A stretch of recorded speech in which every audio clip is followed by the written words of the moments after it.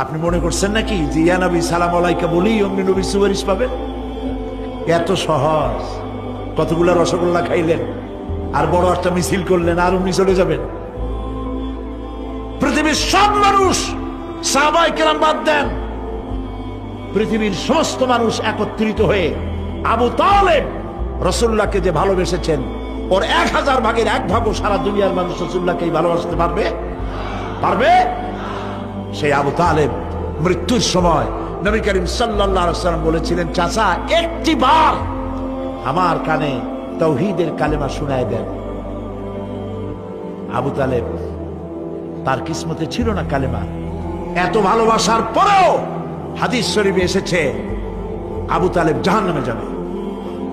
এত ভালোবেসে যদি কিয়ামতে উপায় না হয়, আপনি ইয়া নবী সালাম আলাইকা, ইয়া রাসূল সালাম আলাইকা আর কতগুলো জিলাপি খাইলেন, বড় একটা মিছিল করলেন। প্রিয় ভাই সব, এইসব বেদাত ছাড়ুন, এগুলি সুস্পষ্ট বিদআত। রাসূলুল্লাহকে ভালোবাসবেন, সাহাবীরা যেভাবে ভালোবেসেছেন ওইভাবে ভালোবাসবেন।